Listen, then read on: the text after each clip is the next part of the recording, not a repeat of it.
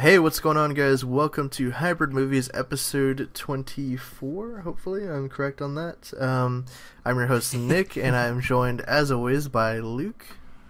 Hey, guys, what's up? Antoine, aka Earth Eagle GT. How's it going, guys? And James. Hi, Delio, Neighborinos. It's been a while. It has. Have you not been on the last couple episodes, or? No, I haven't, because they scheduled me on Saturdays, and usually I'm free on Saturdays, but I had to work. Yeah. Damn. Well, I think you're pretty lucky though that you haven't been on the last couple, because what have we been talking about? Kind of like depressing stuff or something, or? Last few have been pretty downer episodes. Well, actually, I'm gonna blame Josh for that. The last one we got to talk about District 9 stuff, so that was kind of cool. But yeah, it's a lot of like alien bombing at the box office and stuff like that, so it's not the Mummy bombing, although that might be good news, but yeah. Yeah. Yeah, it is. Luke, how are you doing on this morning? I'm doing pretty good. It's Father's Day when we're recording, so I've got a pretty big day planned with my dad after this. Gonna do some videos and gonna go to the swimming hole. Yeah, you got your 6 videos for the week to do today. God, that's true. Yeah. Wait. Man, James, anything new with you? Nothing too much. Yesterday I ran a couple errands. So I actually got an email. So about like a year ago, I ordered myself a set of Stormtrooper Armor. And it should be coming. And it should be coming any day this week. So I went to go get some supplies. So when it comes, I can get started on it. Wow, a year ago? What? Yeah. There's like a whole waiting list. So. But it's like wow. really, high end, or is it just? Oh yeah, it's really high end. Like if you guys heard of like the 501st, like the guys that dress up. Yeah, that's the kind of costume that I'm trying to build. Oh wow.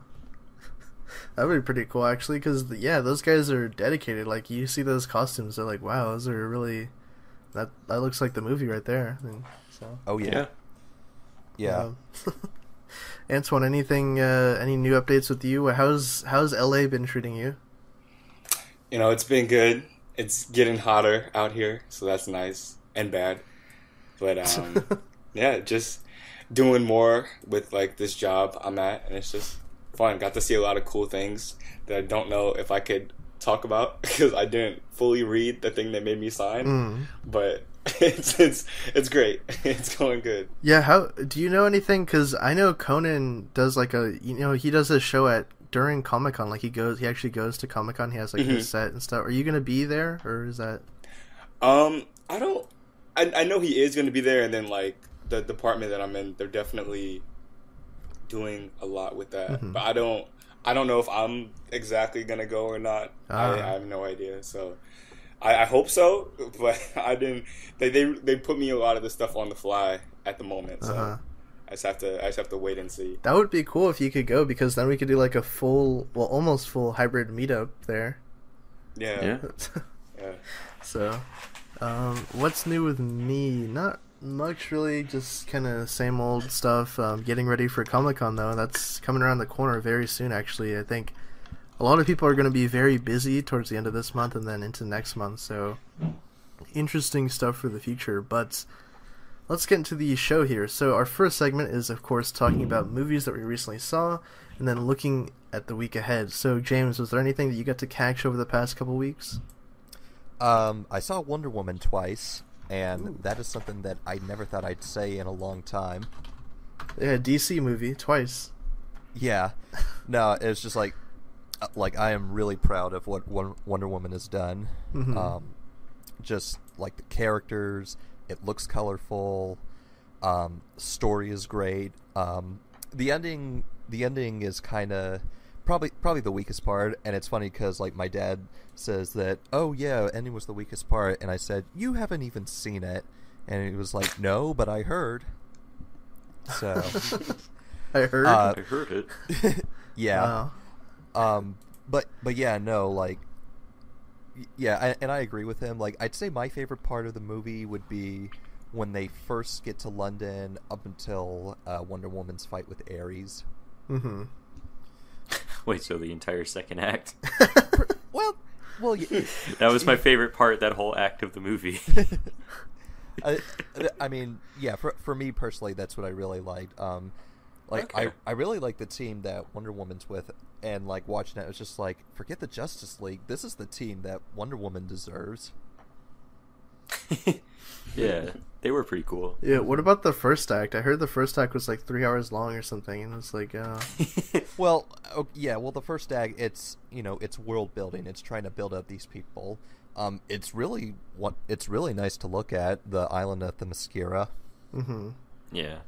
There's a really cool scene. I know we probably want to move on, but like, there's a really cool scene. Just put it out there that they have this guy like reaching for like a gun, and his hand like kind of goes through that magic barrier into Themyscira, and there's like this really cool divide between dark and grimy man's world and then bright and sunny Themyscira. It was pretty cool.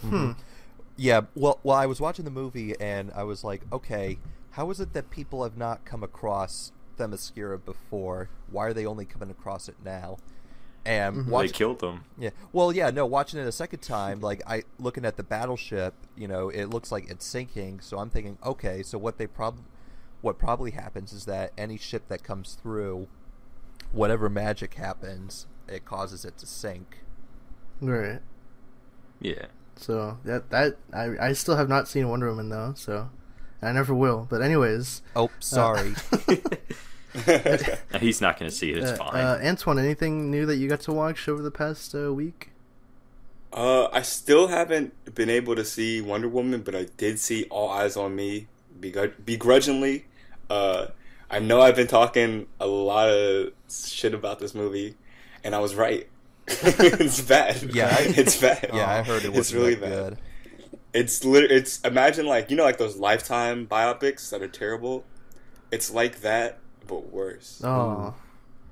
So even like Jada Pinkett Smith, who like was like the famous actor who's was a really good friend with Tupac, came out on Twitter and was like ranting about like how the movie is just inaccurate. And But hey, we've got the words of MC Hammer vouching for it, so that's got to be worth something. Not that much. And there's like a whole thing that like there's a point where someone pulls out an iPhone in the movie. Mm-hmm. Wait, what? Yeah. And Oh man. it is the most confusing thing in the world. But it's not like it's like very kind of low key in a way, but I don't know. It's annoying. The movie sucks. I was right. They rushed it out. They rushed the movie out. Mm-hmm. Now, how does this compare to like Notorious? Notorious is better. I didn't like Notorious that much, but it's more, the quality is there and the story's a little bit more accurate.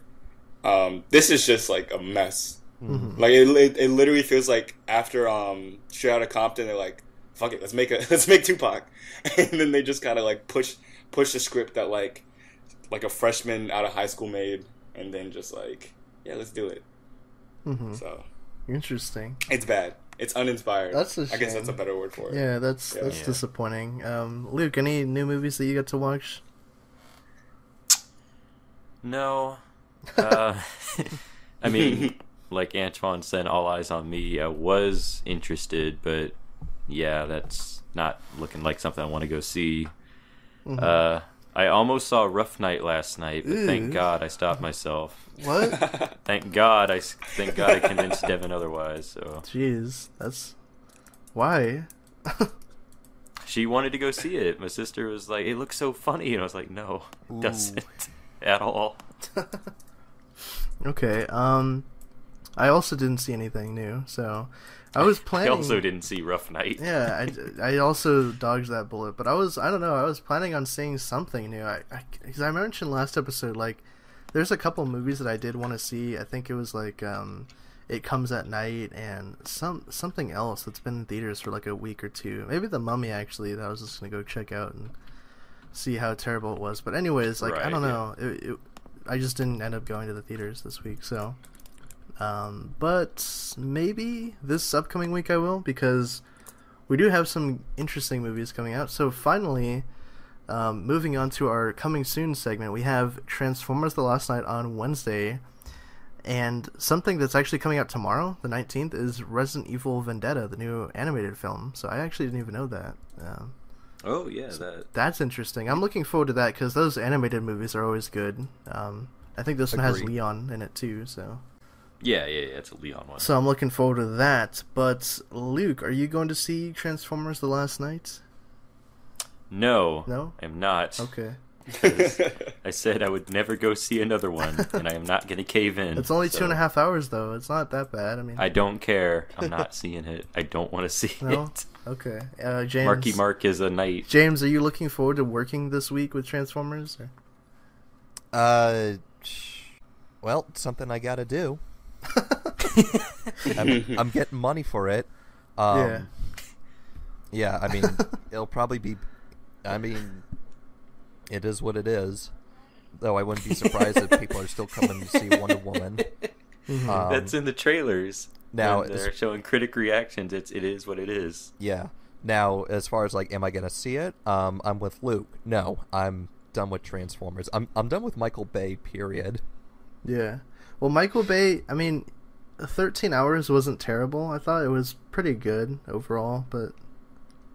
Like, the most I usually see is that the Transformers movies funds the stuff that he, like, actually wants to do. Because it seems like he doesn't even really care about Transformers. It's just there to get, like, a couple $1 million. Well, and this is the last one he's supposedly directing, so what's he going to do? Yeah, well. What's he going to do now? Isn't he... Yeah, he's stepping out of the game. Well, he's not doing... No, he isn't doing Bad Boys 3, right? Someone else is directing it, I think.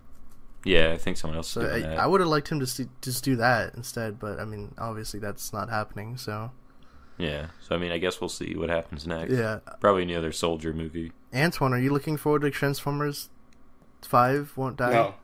No. 5 Won't Die. Transformers 5 Bad Boys for Life. Too Fast 2.5 or something. I don't know what it. 2.5. 2.5. Yeah. Oh my god. No. I haven't seen the fourth one. I actually really like Shia LaBeouf, so that's the only reason that I watched the first three. Yeah. So I really have no reason. I had no reason to watch the fourth one, and I heard it was terrible and like 3 hours long. And then I have no reason to watch this one, and I hear it's also probably going to be 3 hours long. So I don't want to waste my time. Okay. So yeah, I think we're all in agreement that no to Transformers, but I am gonna check out the Resident Evil movie. I don't think it's gonna release theatrically. It'll probably just be like a.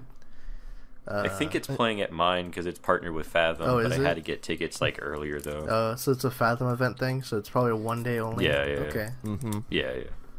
All right.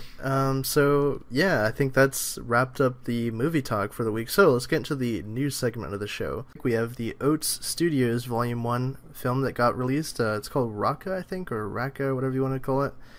Neill Blomkamp is behind this project, and it has some weird lizard aliens and Sigourney Weaver in it. So, James, what did you think of this first short film? I really liked it. So for those of you who don't know, who want to get an idea of it, it's sort of a reverse District 9. So the premise is that these aliens come down, they take over humanity, they change the atmosphere by spewing a whole bunch of methane, thus causing, temperatures to rise and all that. And it's basically these pockets of humanity who are trying to fight back. Mm-hmm. For a short film, I was really impressed with the production value of this. It looks great. I like the design of the aliens. They sort of have like a cobra head design. So the cobra head design, and I also like how they operate. So what they do is, they come down, and the way that they fight is they have their traditional weapons. But also, in the short film, they make it clear that if you stare into them, they can influence your decisions. They basically take over your mind. And they also experiment on the humans and they sort of turn them into like these weird, like, alien hybrid creatures, kind of like the Borg from Star Trek. Yeah. Yeah, I can't really think of anything else to say. Like, it's a really solid first part. I can't wait to see what he brings with the next short film that he does. Did you see the trailer that was released before this one got put out? Because I think it was like a trailer for like all of the volumes I think that are going to get released, and one of them looked really cool. It was kind of set during the Vietnam era, actually, I think. I don't think I saw that. No, I just saw the short film that was linked to me. Yeah, I think so. I'm pretty sure this is like one overarching story, and I think the lizard aliens were in the Vietnam short film too, which actually looked really cool because it's kind of like mashing together two genres, I guess, like having the war film kind of take and then putting in the sci-fi creatures. I think it's kind of cool. That interested me at least. Antoine, did you get to check out this short film?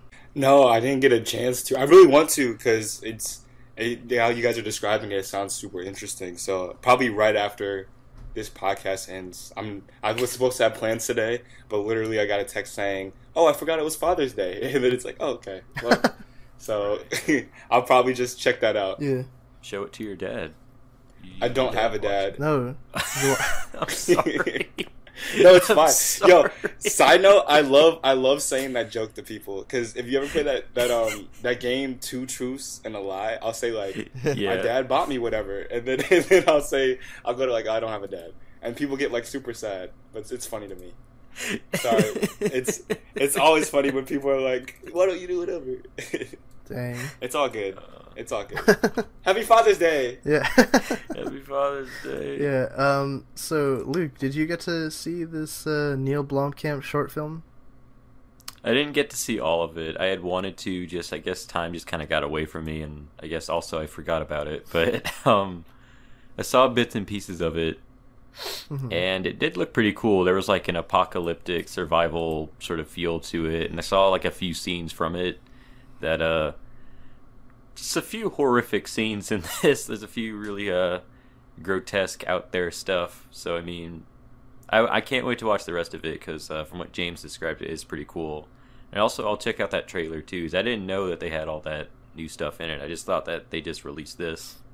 Yeah, there was this like weird trailer. It looked like some kind of found footage thing with like the Vietnam War, and this guy looked like the character from Black Ops 1, that sergeant dude or whatever. So. Oh, that, yeah. So like that. Wait, is this Black Ops and zombies or something? No, but This is. Yeah. also it's weird. Like it seems like the way you're describing it too. There's some ideas that maybe would have been in Neill Blomkamp's Alien movie that got transferred over to this in some way because definitely feels like it. you have Sigourney Weaver in there. That definitely that's definitely built from his relationship that he had with her, like through Chappie and everything and stuff. And also you got, I think when I was skimming through it, you got like some kind of black goo stuff in there, like from Prometheus or something, or Yeah, so the black goo is sort of what they do to perform experiments. So they use the black goo to take over. So like there's one scene where this guy, he's being experimented on, he's got the black goo over him, and it goes inside of him, and then the next scene you see is that he's like stumbling around surrounded by the two aliens, and he's calling now, "Come with us, it's safe, we will bring you to safety." But then you look at him and like he looks like half deformed, and I'm like, okay, what person would be dumb enough to follow him? Like, he doesn't sound human, he doesn't look human. No, but some of the visuals are cool though, right? It's Neill Blomkamp. Oh yeah, no, absolutely. Like the ship design looks good. How the way that the world looks like once all the methane's in there looks really good. The design of the aliens, as I said earlier, is really cool. I also like how this is sort of off topic from the design. So like a lot of like Neill Blomkamp projects sort of have like, political allegories. Yeah. This is like one of the first where I didn't really get a hint of that, and I found that kind of refreshing. Because like, with District 9, that was sort of the allegory for apartheid, and then there were more, political allegories. Elysium.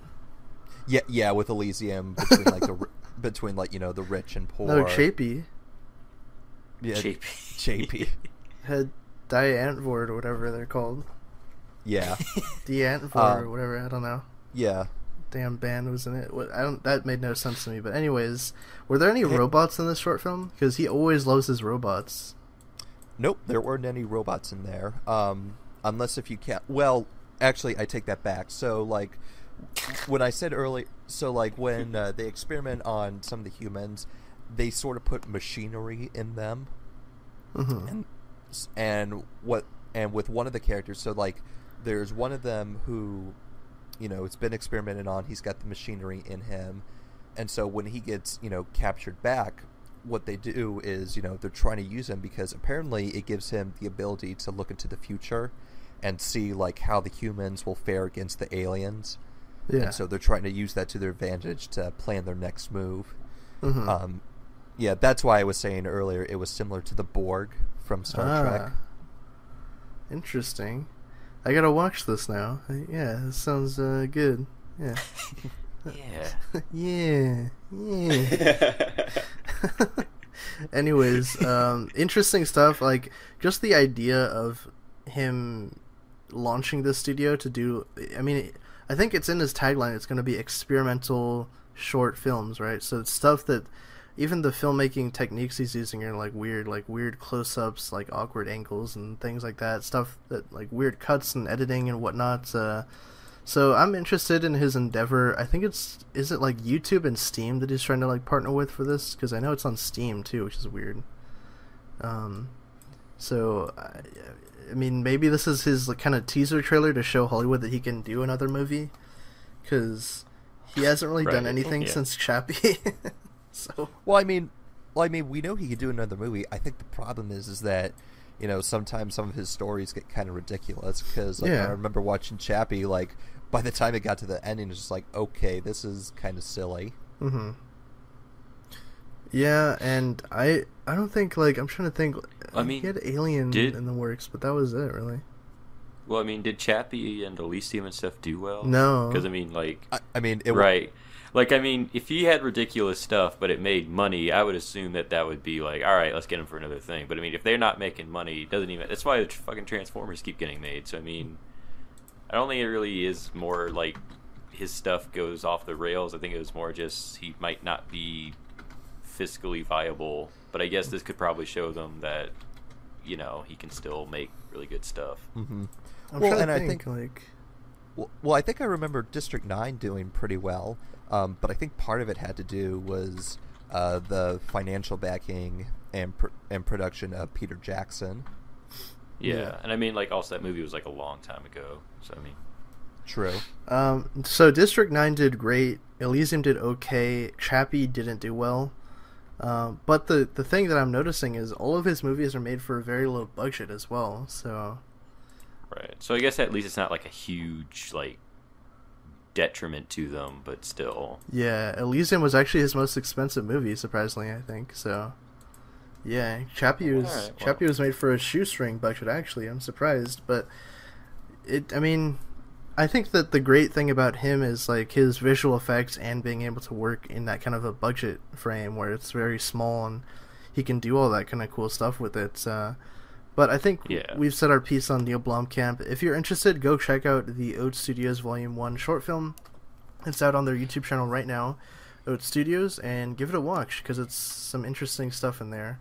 But our final topic for this news segment is that the Transformers Bumblebee spinoff is actually set in the 80s. It's a prequel to the movies that we've gotten so far, so that's interesting to me because I think when we had first heard about this spinoff, they said that it wasn't going to be a prequel, which led a lot of people to think that like maybe Optimus dies and like the movies and like it's going to be more important because Bumblebee is kind of like the new leader of the Autobots or something. But now that we know that it's a prequel, like I'm just wondering, like, okay, Haley Steinfeld is going to be starring in it now.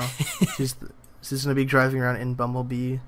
So Luke, she's driving in Bumblebee. She's in Bumblebee. Yeah, Luke, what do you think about this though? Are you looking forward to the Bumblebee movie?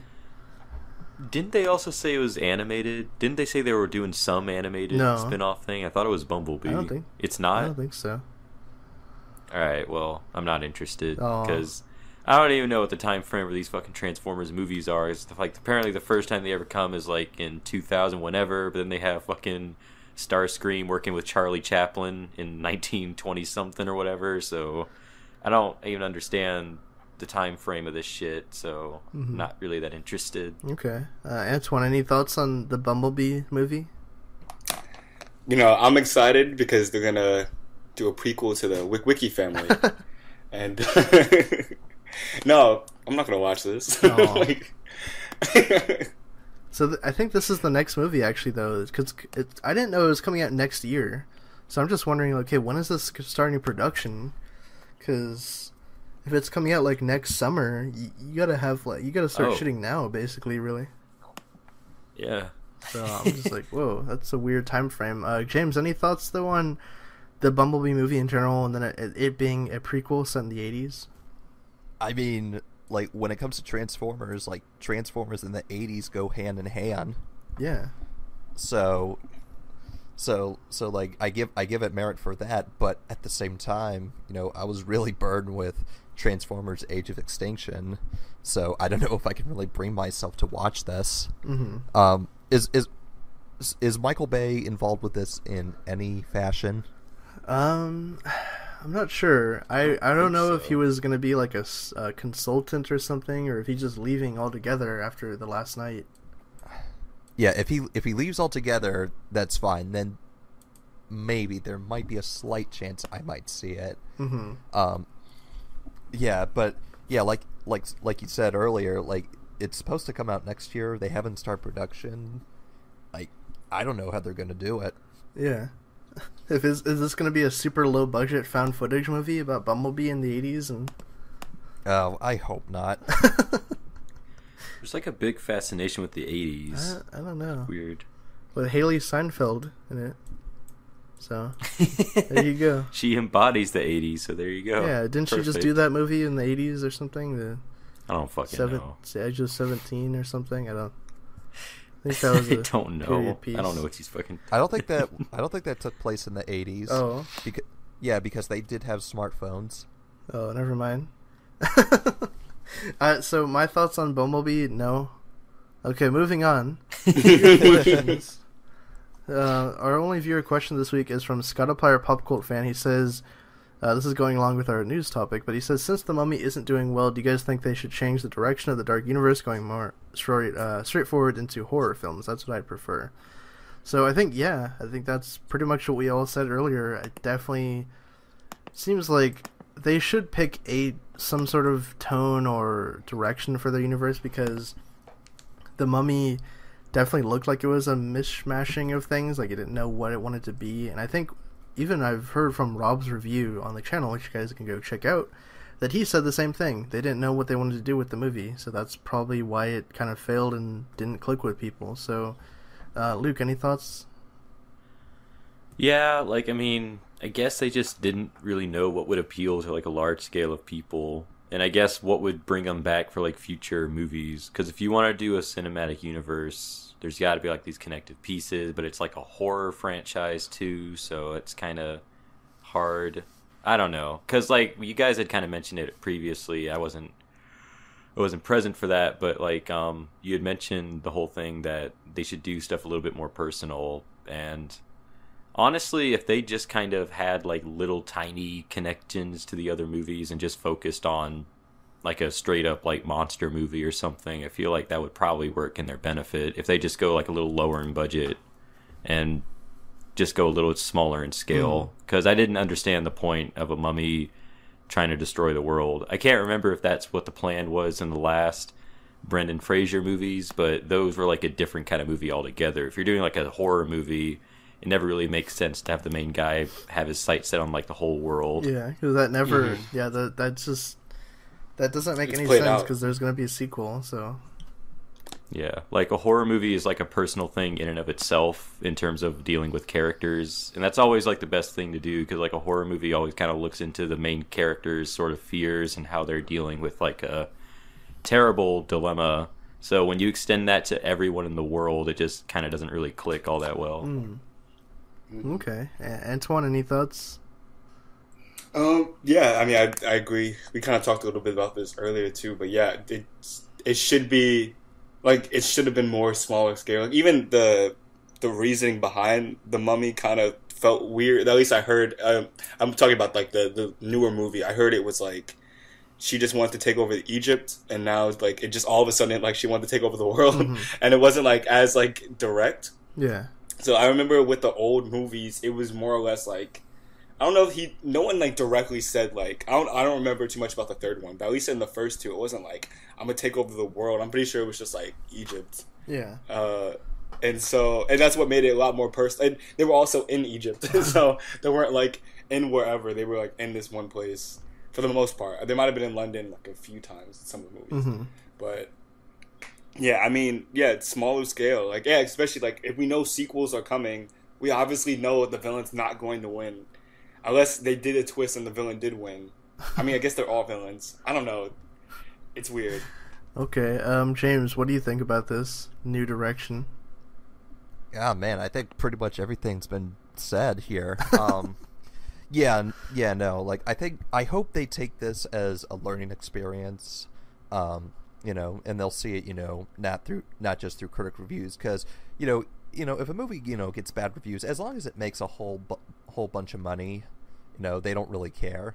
But once you start losing money, I think that gives them better incentive to want to change direction. And yeah, so if they go for a more small scale, go for more of the horror aspect, I think that could really turn out well in their favor. Make it atmospheric. Don't make it just a dumb action movie. And dumb action movies are fine, but when it comes to this type of universe, I don't think that really mends well, because what if they did that sort of same direction, with Bride of Frankenstein or Creature from the Black Lagoon or Dracula? Yeah, they're trying to take over the whole world. Yeah, the Bride of Frankenstein. Exactly, yeah. She wants the whole world. Exactly. Yeah. Also, I think another flaw that they did with this universe so far is they tried to make Jekyll into like this Nick Fury type, where he's got like a shield organization where they're trying to monitor all the monsters. I thought that was so dumb. That makes no sense. And yeah, that's not really something that really meshes well with Universal monsters. That's like terrible. It's kind of weird. But anyways, I think on that note, that is going to wrap up this episode. So thanks again for tuning into Hybrid Movies episode 24.